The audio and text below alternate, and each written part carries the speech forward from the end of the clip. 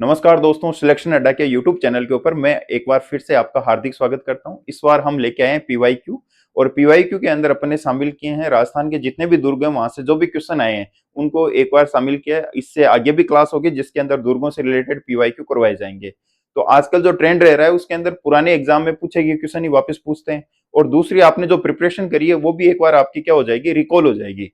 तो आज की क्लास अपन शुरू करते हैं और देखते हैं सबसे पहला क्वेश्चन क्या है।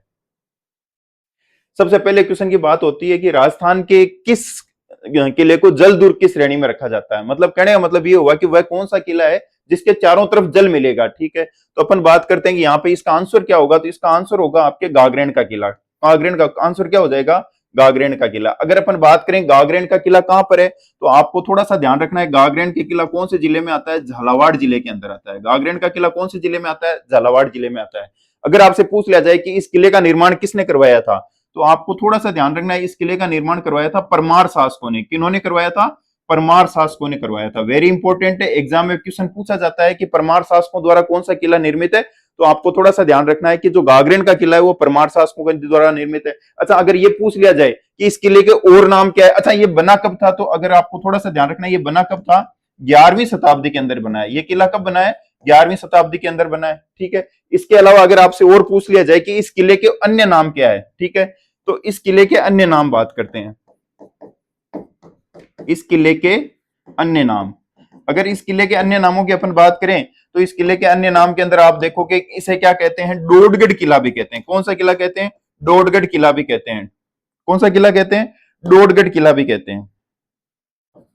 इसे डोडगढ़ किले के नाम से भी जाना जाता है, डोडगढ़ किला भी कहते हैं। ठीक है, अगर आपसे पूछ लिया जाए कि वह कौन सा किला है जो बिना नींवों के बना हुआ है, तो आपको थोड़ा सा ध्यान रखना है कि बिना जो नींवों के बना हुआ किला कौन सा है, तो ये यही है। कौन सा किला है, बिना नींवों के बना हुआ है। बिना नींवों के क्या हुआ है, बना हुआ है। ठीक है, बिना नींवों के जो किला निर्मित है वो भी कौन सा है, यही किला है। अगर आपसे पूछ लिया जाए कि वह कौन सा किला है जिसके अंदर कोटा राज्य के सिक्के डाले जाते थे, ठीक है, तो कोटा राज्य के सिक्के भी यहीं डाले जाते थे। कोटा राज्य के सिक्कों की ढलाई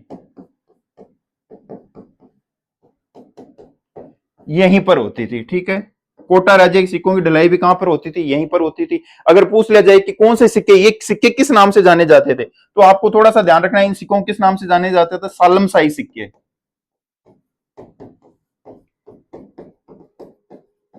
कौन से सिक्के हो गए, सालमशाही सिक्के हो गए। ठीक है, तो बहुत सारे फैक्ट है, मैंने आपको बता दिया कि अगर आपसे पूछ लिया जाए कि परमार राजकों ने जो शासकों ने कौन सा किला बनाया, तो अपन बोलेंगे गागरेन का किला। कौन से जिले में स्थित है, तो अपन बोलेंगे झालावाड़ के अंदर है। अच्छा, इस किले को कौन से शताब्दी में बनाया गया, तो अपन बोलेंगे 11वीं शताब्दी में। क्या ये नींव बिना नींवों के बना हुआ है क्या, बिल्कुल ये बिना नींवों के बना हुआ है। कौन सी कैटेगरी के अंदर आता है, तो ये अपन बोलेंगे जलदुर्ग की कैटेगरी के अंदर आता है। अच्छा, अपन आपसे पूछा जाए कि इस किले के उस दूसरे नाम क्या है, तो आपको थोड़ा सा ध्यान रखना है। इस किले के अगर अन्य नामों की बात करें तो इस किले को अपन क्या कहते हैं, डोडगढ़ किला भी कहते हैं। इस किले को दूसरा नाम क्या कहते हैं, डोडगढ़ किला भी कहते हैं। अच्छा, डोडगढ़ किले के अलावा आपको बोल दिया जाए कि धूलगढ़ किला भी किसे कहते हैं, इसे कहते हैं। धूलगढ़ किला भी किसे कहते हैं, इसी किले को कहते हैं।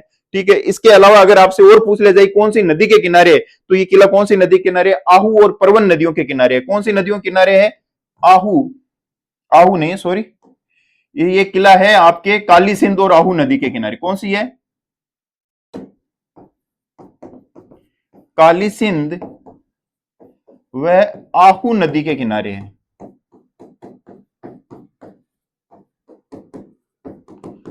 काली सिंध और आहू नदी के किनारे। अच्छा, ये दोनों नदियां किसकी ट्रिब्यूटरी रिवर है, तो ज्योग्राफी का क्वेश्चन है, थोड़ा सा आपको ध्यान रखना है। ये किसकी सहायक नदियां हैं, तो ये चंबल की सहायक नदियां हैं। कहां की सहायक नदियां हैं, चंबल की सहायक नदियां हैं। चंबल की सहायक नदियां हैं। ठीक है, अगले क्वेश्चन की तरफ अपन बढ़ते हैं। अगला क्वेश्चन है, गागरेन किला किस श्रेणी के अंदर आता है। अभी अपन ने बात करी थी गागरेन का किला कौन सी श्रेणी के अंदर आता है, जलदुर्ग की श्रेणी में आता है। कौन से किले की श्रेणी में आता है, जलदुर्ग की श्रेणी में आता है। जलदुर्ग, ठीक है, जलदुर्ग मतलब ये कौन सी नदियों के किनारे बसा हुआ है, तो अपन ने अभी पढ़ा था ये कौन सी नदियों के किनारे है, काली सिंध वह आहू नदी के किनारे बसा हुआ है। कौन सी नदी के किनारे, काली सिंध व आहू नदी के किनारे। ठीक है, अच्छा अब अगर आपसे पूछ लिया जाए कि ये पारिक है दुर्ग, पारिक दुर्ग का मतलब क्या हुआ, तो पारिक दुर्ग नाम से ही ख आ रहा है, पारिक है, ख से क्या हो गया, खाई। यानी वह कौन सा किला है जिसके चारों तरफ खाई होती है, वह कौन सा किला है जिसके चारों तरफ आपको क्या मिलेगी, खाई मिलेगी। और खाई के लिए आपने देखा होगा कि अगर आपने बीकानेर का किला सुना है,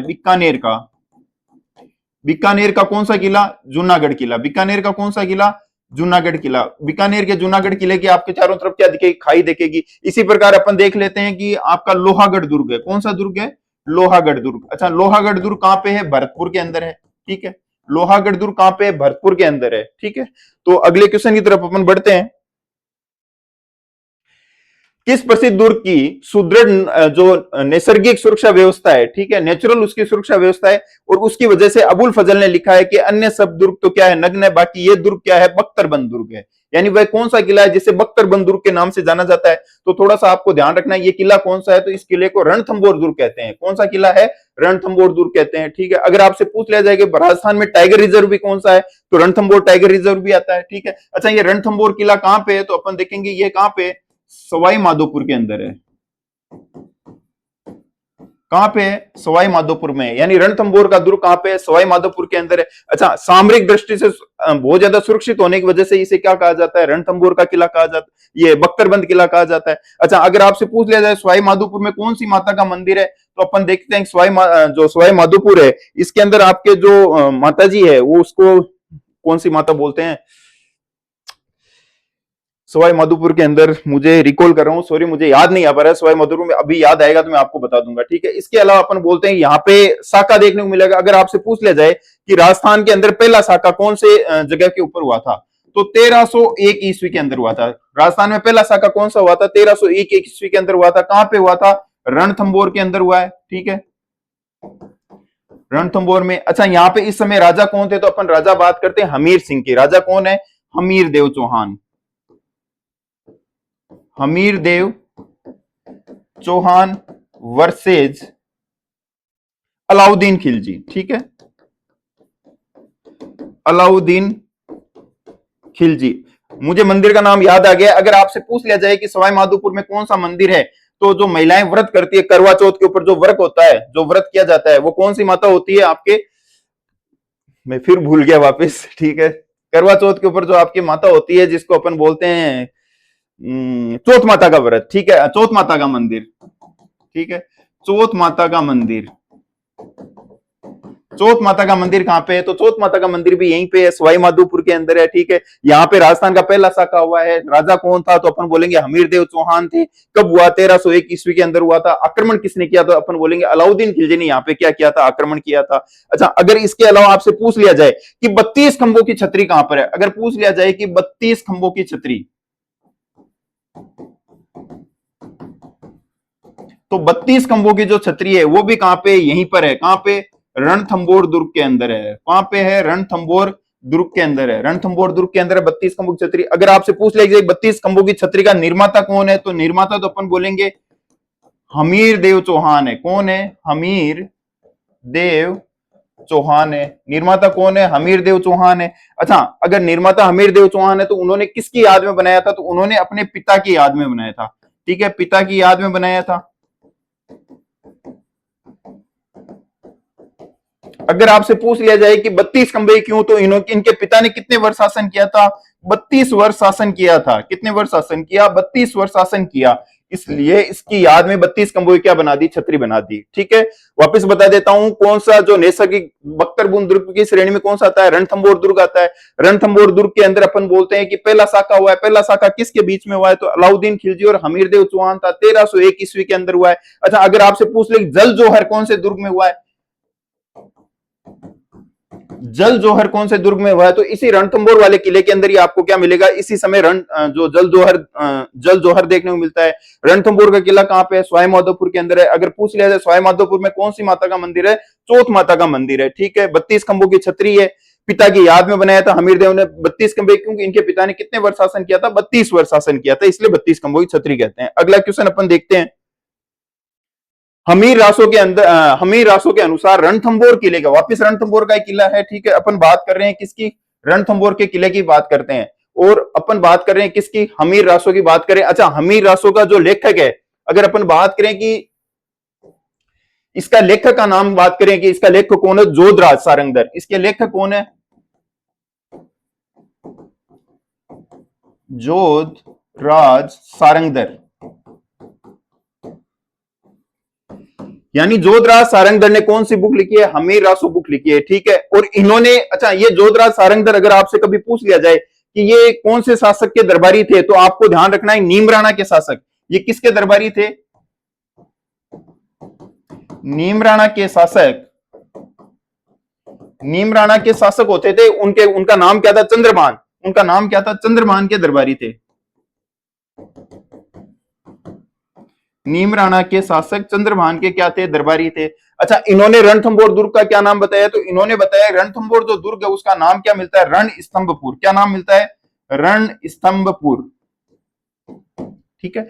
वापिस एक बार बता देता हूं, अगर आपसे पूछ लिया जाए कि हमीर जो रासो उसके लेखक कौन है, तो अपन बोलेंगे जोधराज सारंगधर इसके लेखक हैं।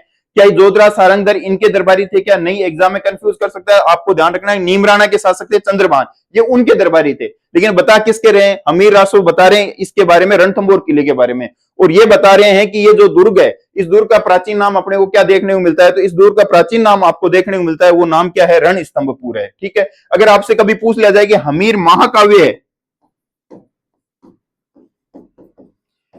अगर आपसे पूछ लिया जाए कि हमीर महाकाव्य बुक है उसके लेखक कौन है, तो उसके लेखक का नाम होगा नयन चंद्र सूरी। क्या नाम होगा? नयन चंद्र सूरी, ठीक है। अगर वहीं आपसे पूछ लिया जाए कि हमीर मदमर्दन, ठीक है, अगर आपसे पूछ लिया जाए कि हमीर मदमर्दन, हमीर मदमर्दन है, इसके लेखक कौन है, तो आपको थोड़ा सा ध्यान रखना है। इसके हमीर मदमर्दन के लेखक हैं जय सिंह सूरी। कौन है? जय सिंह सूरी। हमीर मदमर्दन के लेखक कौन है? जय सिंह सूरी। अच्छा, ये जय सिंह सूरी किसके यानी कि ये इस युद्ध में किसके बारे में बात कर रहे हैं, तो आपको थोड़ा सा ध्यान रखना है कि मेवाड़ के राजा थे, मेवाड़ के राजा जैत्र सिंह वर्सेस इल्तुतमिश के बीच में युद्ध हुआ था। मेवाड़ के राजा जैत्र सिंह और इल्तुतमिश के बीच में युद्ध हुआ था। युद्ध कब हुआ? 1227 ईस्वी के अंदर हुआ था। कब हुआ? 1227 ईस्वी के अंदर हुआ था। और इस युद्ध के अंदर विजेता कौन रहे थे? तो विजेता कौन रहे? जैत्र सिंह रहे थे। विजेता कौन रहे? जैत्र सिंह रहे थे। इल्तुतमिश कहां के राजा थे? तो अपन देखेंगे कि दिल्ली के राजा थे। कहां के राजा थे? इल्तुतमिश दिल्ली के राजा थे। इल्तुतमिश को किसने हराया? तो जैत्र सिंह ने इनको हराया था। कौन से युद्ध में हराया? 1227 के अंदर भूताला का युद्ध। कौन सा युद्ध हो गया? भूताला का युद्ध, ठीक है। इस युद्ध के अंदर इसको जो हराए, इस बात का वर्णन आपको कहां मिलता है? हमीर मदमर्दन में मिलता है। हमीर मदमर्दन के लेखक कौन है? जय सिंह सूरी है। अच्छा, अगर आपसे पूछ लिया जाए कि यहाँ पे हमीर नाम से किसे संबोधित किया गया है, तो थोड़ा सा ध्यान रखना है कि हमीर मदमर्दन के नाम से यहाँ पे हमीर नाम से संबोधित किया है इल्तुतमिश को। किसे संबोधित किया है? इल्तुतमिश को संबोधित किया है, ठीक है। थोड़ा सा ध्यान रखना है, इंपॉर्टेंट है। 1227 में युद्ध होता है जैत्र सिंह वर्सेस इल्तुतमिश के बीच में। इसी के बाद में जो राजधानी बनती है, वो राजधानी कौन सी बनती है? चित्तौड़ बनती है। आगे बढ़ते हैं अगले क्वेश्चन की तरफ। राजस्थान के किस किले को धाराधारगढ़ के नाम से जानते हैं? तो आपका जो चोमू का किला है, ठीक है, कौन सा किला है? चोमू का किला है, उसे किस नाम से जानते हैं? धाराधारगढ़ के नाम से जानते हैं। कौन सा किला है? चोमू। चोमू के किले को किस नाम से जानते हैं? धाराधारगढ़ के नाम से जानते हैं। अच्छा, अगर आपसे पूछ ले जाए कि इस किले के निर्माता कौन है, तो अपन बोलेंगे इस किले के निर्माता है करण सिंह। इस किले के निर्माता कौन है? तो करण सिंह इस किले के क्या है? निर्माता है। करण सिंह इस किले के निर्माता है, ठीक है। अगर आपसे पूछ लिया जाए भटनेर का किला कहां पे है, तो भटनेर का किला कहां पे है? हनुमानगढ़ के अंदर है। भटनेर का किला कहां पे है? हनुमानगढ़ के अंदर। गागरेन अभी अपन पढ़ के आए, कहां पे? झालावाड़ के अंदर है। गागरेन का किला कहां पे है? झालावाड़ के अंदर है। अगले क्वेश्चन की तरफ अपन बढ़ते हैं। धाराधारगढ़ दुर्ग, वापस वही क्वेश्चन है, रिपीट हुआ है। अपन देखेंगे धाराधारगढ़ दुर्ग भी कहां पे है, तो ये चोमू के अंदर है। धाराधारगढ़ दुर्ग कहां पे है? चोमू के अंदर है, और इसमें कोई विशेष बात नहीं है। अगले क्वेश्चन की तरफ अपन बढ़ते हैं। सलीम सागर व सूरज कुंड, ठीक है, सलीम सागर और सूरज कुंड जो तालाब है उसके बारे में बात की जा रही है कि ये कहां पे स्थित है, ठीक है। तड़ाग है। तड़ाग का मतलब यहाँ पे क्या होता है? हिंदी का शब्द है, हिंदी तड़ाग। तड़ाग का मतलब होता है, ये पर्यायवाची हो गया तालाब। जो तालाब है उसे ही क्या कहते हैं? तड़ाग के नाम से जानते हैं। तो अपन अगर बात करें कि सलीम सागर तालाब या सूरज कुंड जो तालाब है वो कौन से किले के अंदर मिलता है, तो आपका आंसर होगा पहला ही पहला, बाला का किला। कहां पे है? अलवर के अंदर है। बाला का किला कहां पे है? अलवर के अंदर है। अच्छा, अगर इस किले को अपन बोले बाला का किला बोल दूं, या इसी किले को मैं कुंवारा किला बोल दूं, कौन सा किला? कुंवारा किला। इसका ही दूसरा नाम है, बाला किले का ही दूसरा नाम क्या है? कुंवारा किला है। अच्छा, अगर बोले कि इसका निर्माता कौन है, अगर आपसे पूछ लिया जाए कि इसका प्रारंभिक निर्माता कौन है, तो इसका नाम होगा लघु राय। इसका प्रारंभिक निर्माता कौन है? एलगुराई है। इसका प्रारंभिक निर्माता कौन होगा? एलगुराई होगा। अच्छा, इसके अंदर वापस एक फैक्ट और आता है कि अगर आपसे पूछ लिया जाए, अगर आपसे पूछ लिया जाए कि ये सलीम सागर जो तालाब है, ये सलीम सागर तालाब इस किले के अंदर किसने बनाया था? थोड़ा सा आपको ध्यान रखना है कि ये जो सलीम सागर तालाब है, ये शेर शाह सूरी ने बनवाया था। शेर शाह सूरी के पुत्र सलीम की याद में, ठीक है। शेर शाह सूरी का पुत्र था सलीम, और उस सलीम की पुत्र की याद में इन्होंने कौन सा तालाब बनाया था?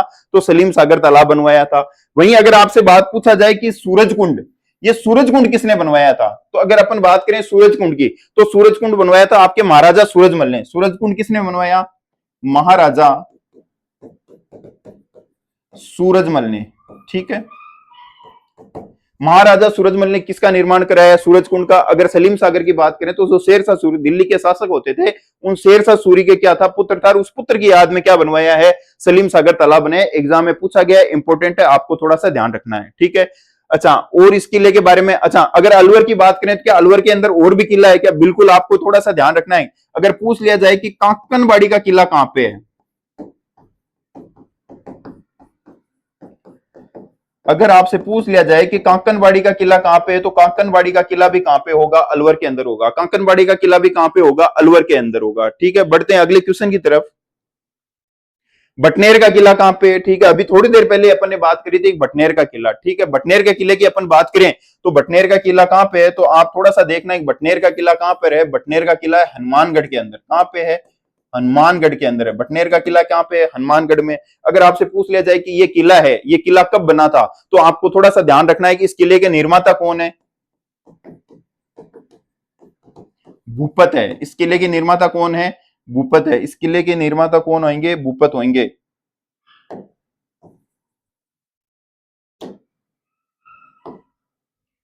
इस किले के निर्माता है भूपत। और कौन सी शताब्दी में बना था? तीसरी शताब्दी में। कौन सी शताब्दी में बना है? तीसरी शताब्दी में किला बना है। अच्छा, इस किले को और किस नाम से जानते हैं? उत्तर भड़ किवाड़ के नाम से जानते हैं। उत्तर भड़ किवाड़ के नाम से जानते हैं। यानी इस किले को किस नाम से जानते हैं? उत्तर भड़ किवाड़ के नाम से जानते हैं। अच्छा, एक इंटरेस्टिंग फैक्ट और बता देता हूं कि एकमात्र किला जहां पर मुस्लिम महिलाओं ने भी क्या किया है? जोहर किया है। मुस्लिम महिलाओं ने भी यहां पे क्या किया है? जोहर किया है, ठीक है।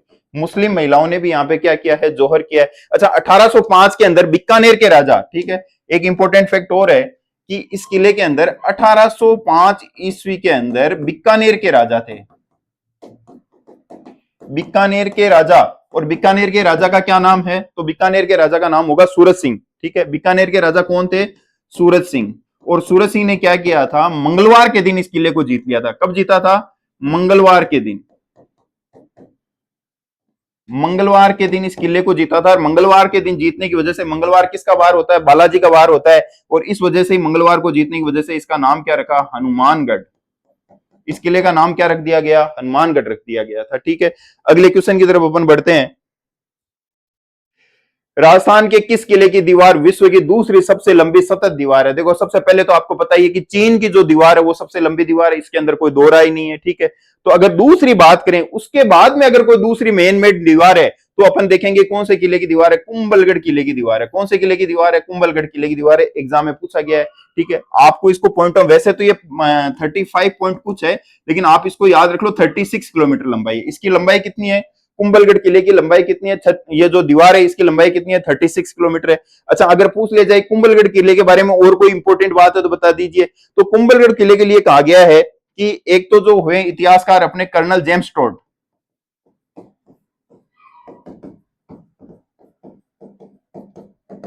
अगर आपसे पूछ लिया जाए कि राजस्थान के इतिहास का पिता किसे कहते हैं, तो आपको ध्यान रखना है राजस्थान के इतिहास का पिता कैसे कहते हैं? कर्नल जेम्स टोड को कहते हैं। इन्हें क्या कहते हैं? राजस्थान के इतिहास का पिता कहते हैं, ठीक है। इन्हें राजस्थान के इतिहास का क्या कहते हैं? पिता कहते हैं। इन्हें और किस नाम से जानते हैं? इन्हें घोड़े वाले बाबा के नाम से जानते हैं। इन्हें किस नाम से जानते हैं? घोड़े वाले बाबा के नाम से जानते हैं, ठीक है। अगर वहीं आपसे पूछ लिया जाए कि हाँ, अपन बात करें कर्नल जेम्स टोड ने कुंभलगढ़ किले के बारे में कुछ कहा था, तो बिल्कुल इन्होंने क्या बोला है? एस्ट्रुकन, इटली का एक किला है। और कौन सा किला है? एस्ट्रुकन।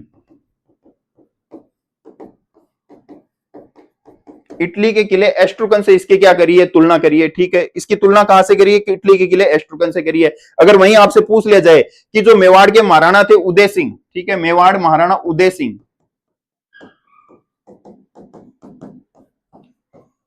मेवाड़ के महाराणा उदय सिंह का अगर आपसे पूछ लिया जाए कि राज तिलक कहां हुआ था, तो राज तिलक कहां पे हुआ है, यहीं पर हुआ है। राज तिलक कहां पे हुआ है, यहीं पर हुआ है। मेवाड़ के महाराणा उदय सिंह का राज तिलक कहां पे हुआ है, यहीं पे हुआ है। अगर आपसे पूछ लिया जाए किस वर्ष में हुआ था, तो 1537 ईस्वी के अंदर हुआ है। कौन से वर्ष में हुआ है, 1537 ईस्वी के अंदर हुआ है। इंपॉर्टेंट है, थोड़ा सा आपको ध्यान रखना है। अगर आपसे पूछ लिया जाए कि उड़ना राजकुमार की छतरी कहां पे, तो अगर अपन को ध्यान रखना है उड़ना राजकुमार, ठीक है, कौन सा राजकुमार, उड़ना राजकुमार। उड़ना राजकुमार के नाम से किसे जानते हैं, पृथ्वीराज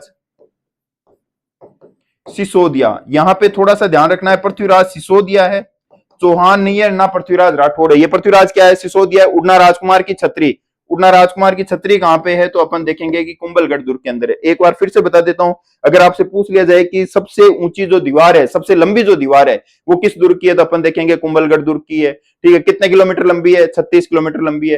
फिर अपन बोलते हैं कि महाराणा उदय सिंह का जो राज तिलक है वो भी कहां पे हुआ था, यहीं पे हुआ था। वर्ष थोड़ा सा ध्यान रखना है, 1537 के अंदर हुआ है। इसके अलावा अगर आपसे पूछ लिया जाए कर्नल जेम्स टोड ने इस किले की तुलना किससे की है, तो कर्नल जेम्स टोड ने इटली का जो किला है एस्ट्रुकन, उससे इसकी क्या करी है, तुलना करी है।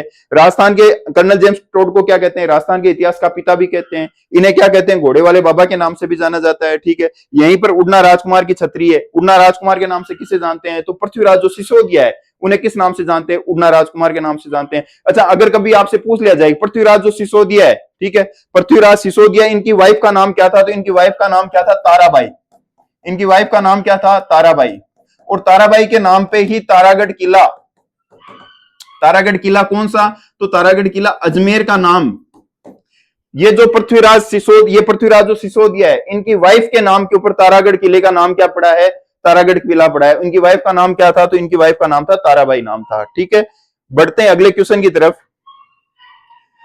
मंडन किस दुर्ग का शिल्पी था, वेरी इंपॉर्टेंट है। मंडन किस दुर्ग का शिल्पी था, मंडन की बात करें तो कुंभलगढ़ जो दुर्ग है, ठीक है, अपन बात करते हैं मंडन। मंडन कौन से दुर्ग का शिल्पी था, तो कुंभलगढ़ दुर्ग है, उसका शिल्पी या इस दुर्ग को बनाने वाला व्यक्ति कौन था, मंडन था। अगर मंडन की बुक्स की बात करें तो रूप मंडन है। मंडन के बुक्स की बात करें तो कौन सी आ जाएगी, रूप मंडन आ जाएगी। ठीक है, मंडन की पुस्तकें, ठीक है, मंडन की पुस्तकों के नाम क्या है, रूप मंडन हो गया, सगुन मंडन हो गया। मंडन की बुक्स है, इंपॉर्टेंट है, एग्जाम में पूछी जाती है। वास्तु मंडन हो गया, कोदंड मंडन हो गया। ये सब की सब क्या है, मंडन की पुस्तकें। अच्छा, देवमूर्ति प्रकरण भी किसकी बुक है, अपन बात करें देवमूर्ति प्रकरण भी किसकी बुक है, ये भी मंडन की बुक है। अगर अपन बात करें कि राजवल्लभ बुक है, ये भी किसकी है, तो राजवल्लभ बुक भी किसकी है, ये भी पुस्तक किसकी हो जाएगी, मंडन की हो जाएगी। यानी मंडन का नाम बहुत ज्यादा इंपॉर्टेंट है, थोड़ा सा आपको ध्यान रखना है। मंडन की पुस्तकें थोड़ा सा ध्यान रखना है। रूप है, रूप मंडन को क्या दिया, सगुन दिया। सगुन किसका दिया, वस्तु का दिया। और वस्तु के सगुन के रूप में क्या दिया, कोदंड दिया। ठीक है, देवमूर्ति प्रकरण और राजवल्लभ थोड़ा सा आप थोड़ा सा ऐसे ही याद कर लेना। अच्छा, अगर आपसे कभी पूछ लिया जाए, ठीक है, अगर एग्जाम के अंदर पूछ लिया जाए, पूछा भी गया है ये, ठीक है, ये एग्जाम में पूछा गया है कि मंडन के पुत्र का नाम क्या था। मंडन के, अगर अपन बात करें कि मंडन का जो पुत्र है, वो मंडन के पुत्र का नाम क्या है, तो मंडन के पुत्र का नाम होगा गोविंद। मंडन के पुत्र का नाम क्या होगा, गोविंद। ठीक है, क्या गोविंद ने भी कोई पुस्तकें लिखी है, बिल्कुल गोविंद ने भी पुस्तकें लिखी है। एक गोविंद की पुस्तक का नाम क्या है, कलानिधि। मंडन की पुस्तक, मंडन का जो बेटा है गोविंद, और उस गोविंद बेटे की पुस्तक का नाम क्या है, कलानिधि है। और एक पुस्तक आपको मिलती है द्वार दीपिका, कौन सी है, द्वार दीपिका। यानी मंडन का बेटे का नाम क्या है, गोविंद है, और गोविंद ने दो पुस्तकें लिखी है, कलानिधि और द्वार दीपिका है। इंपॉर्टेंट है, थोड़ा सा याद रख लेना। अगले क्वेश्चन की तरफ बात करें, कटारगढ़ दुर्ग। अभी अपन थोड़ी देर पहले पढ़ के आए थे कटारगढ़ दुर्ग। कटारगढ़ दुर्ग जो अपन ने पढ़ा था, कुंभलगढ़ किला, कुंभलगढ़ किले के अंदर स्थित है। कुंभलगढ़ किले में कहां पे स्थित है, कटारगढ़ दुर्ग कहां पे है, कुंभलगढ़ किले के अंदर स्थित है। अच्छा, अगर बात करें कटारगढ़ दुर्ग को क्या कहते हैं, मेवाड़ की आंख कहते हैं। कटारगढ़ दुर्ग को क्या कहते हैं, कटार दुर्ग, दुर्ग को क्या कहते हैं? मेवाड़ की क्या कहते हैं? आंख कहते हैं। अच्छा, दुर्ग के अंदर दुर्ग किसे कहते हैं? दुर्ग में दुर्ग कहते हैं। अच्छा, अगर आपसे पूछ लिया जाए कि मेवाड़ के जो राजा हैं उनकी शरण स्थली किसे कहते हैं, तो अपन कुंभलगढ़ दुर्ग को कह दो या कटारगढ़ दुर्ग को कह दो। मेवाड़ के शासकों की शरण स्थली, मेवाड़ के शासकों की शरण स्थली के नाम से किसे जानते हैं, तो कुंभलगढ़ दुर्ग को कह दो या कटारगढ़ दुर्ग को कह दो, एक ही बात है। इसे मेवाड़ की क्या कहते हैं? आंख कहते हैं। मतलब ऊंचाई पे था तो वहां से नजर रखी जाती थी, इसलिए मेवाड़ की आंख कहते हैं। दुर्ग के अंदर दुर्ग है, मतलब कुंभलगढ़ दुर्ग के अंदर ऊपर की साइड में स्थित है, इसलिए इसको किस नाम से जाना जाता है? मेवाड़ की आंख के नाम से जाना जाता है। ठीक है, अगले क्वेश्चन की तरफ अपन बढ़ते हैं। अबुल फजल ने किस दुर्ग के बारे में लिखा था? ये दुर्ग इतनी ऊंचाई पर है कि नीचे से ऊपर की ओर देखें तो मेरी क्या गिर जाए? पगड़ी गिर जाए। वही क्वेश्चन है। कुंभलगढ़ जो दुर्ग है, कुंभलगढ़ दुर्ग के बारे में बोला था कि यह दुर्ग इतनी ऊंचाई के ऊपर स्थित है कि अगर मैं इसको नीचे से ऊपर की तरफ देखूं तो मेरी क्या गिर जाए? पगड़ी गिर जाए। यही व्यक्ति क्या करता है? यही व्यक्ति एक स्टेटमेंट और देता है, और ये किसके लिए बोलता है? चित्तौड़गढ़ किले के लिए बोलता है। यही व्यक्ति एक स्टेटमेंट और देता है, और किसके लिए देता है? चित्तौड़ दुर्ग के लिए देता है। क्या बोला इसने? गढ़ तो गढ़ चित्तौड़। इसने क्या बोला? गढ़ तो गढ़ चित्तौड़, बाकी सब गडैया है। मतलब गढ़ तो गढ़ चित्तौड़ है, बाकी सारे छोटी मोटी गडैया है। ये बताने वाले व्यक्ति भी कौन थे? अबुल फजल थे। दुर्ग जो नीचे, यानी इतनी ऊंचाई के ऊपर है कि मैं ऐसे ऊंचाई पे देखूं तो मेरी पगड़ी नीचे गिर जाए, तो कौन से दुर्ग के लिए बोला गया है? कुंभलगढ़ दुर्ग के लिए बोला गया है। ठीक है, अगले क्वेश्चन की तरफ हम बढ़ते हैं। संकल काल में कौन सा दुर्ग मेवाड़ के परिवार का आश्रय स्थल रहा है? अभी अपन ने थोड़ी देर पहले ही बात करी, जो कुंभलगढ़ किला है। कौन सा किला है? कुंभलगढ़ किला है। कुंभलगढ़ किले को क्या कहते हैं? मेवाड़ के शासकों की शरण स्थली कहते हैं। अगर आपसे पूछ लिया जाए कि अचलगढ़ दुर्ग है, अच्छा कुंभलगढ़ दुर्ग कौन से, अगर आपसे पूछ लिया जाए कि जिले के अंदर आता है, तो राजसमंद जिले के अंदर आता है। कुंभलगढ़ किला कौन से जिले में आता है? राजसमंद जिले में आता है। लेकिन अगर आपसे बात करें अचलगढ़ दुर्ग है, बसंतीगढ़ दुर्ग है, इनकी बात करें तो ये कहां पे आते हैं? सिरोही के अंदर आते हैं। कौन से दुर्ग में, कहां पे आते हैं? जिले में सिरोही जिले के अंदर आते हैं। ठीक है, सिरोही जिले के अंदर आते हैं। अगले क्वेश्चन की तरफ अपन बढ़ते हैं। गागरेन का दुर्ग, अभी अपन थोड़ी देर पहले स्टार्टिंग में पढ़ के आए थे। गागरेन का किला, कौन सा किला? गागरेन का किला किन दो नदियों के किनारे स्थित है? तो अपन ने बोला था काली सिंध और आऊ नदियों के किनारे स्थित है। कौन सी नदी किनारे स्थित है? काली सिंध और आऊ नदी के किनारे स्थित है। अगर आपने राजस्थान का मैप ऐसे देखोगे, ये राजस्थान का मान लो मैप है,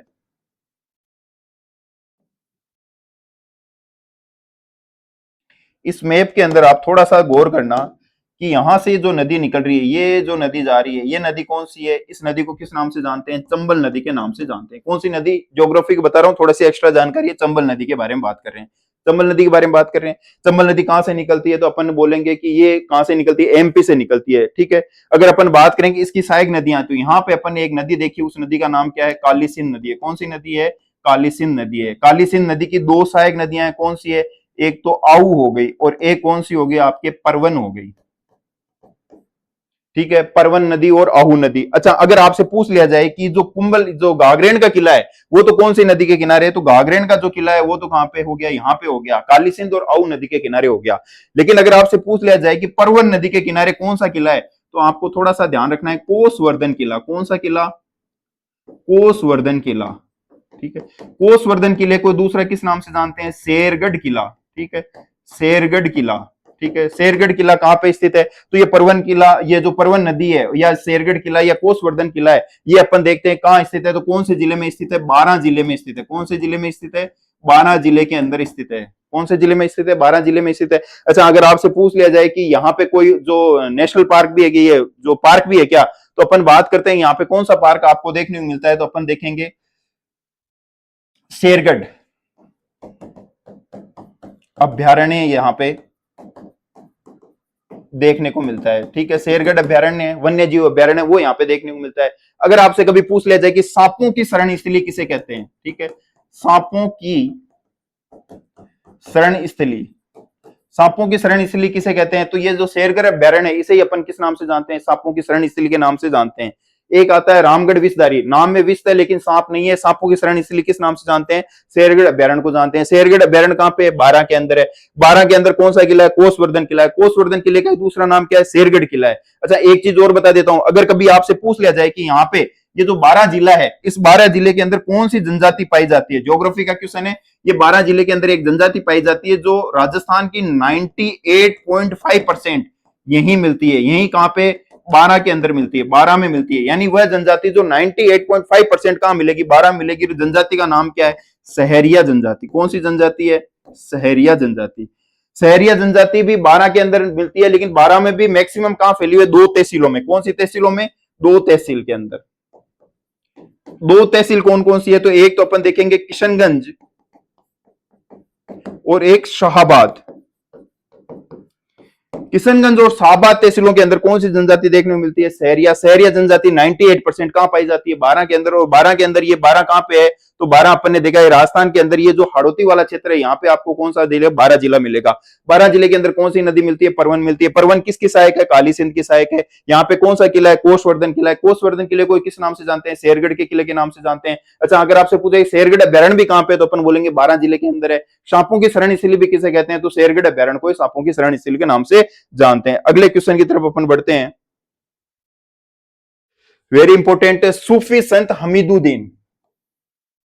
सूफी संत का नाम क्या है, हमीदुद्दीन है। इन्हें मीठे शाह के नाम से भी जानते हैं। इन्हें किस नाम से जानते हैं, मीठे शाह के नाम से भी जानते हैं। अगर आपसे पूछ लिया जाए सूफी संत हमीदुद्दीन की दरगाह कहां पे है, तो अपन पढ़ के आए थे गागरेन का किला। कौन सा किला, गागरेन का किला। सूफी संत हमीदुद्दीन की दरगाह कहां पे है, गागरेन के किले के अंदर है।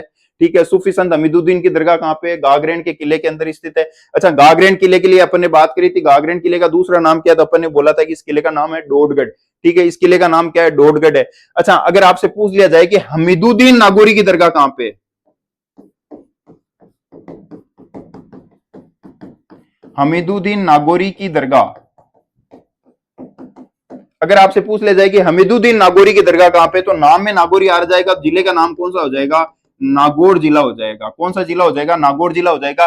लेकिन यहाँ पे सिर्फ सूफी संत हमीदुद्दीन पूछा है, और अगर पूछ ले हमीदुद्दीन नहीं बोले, मीठे साहब बोले, तो भी कहां पे, गागरोन के किले के अंदर है। ठीक है। अच्छा एक चीज और ध्यान रखना, अगर आपसे पूछा मीठे शाह नहीं बोल के, और उसने क्या बोल दिया कि वह कौन से संत है जिन्हें शक्कर वाले बाबा के नाम से जानते हैं, ठीक है, तो अपन देखेंगे कि आपके झुंझुनू के संत हैं,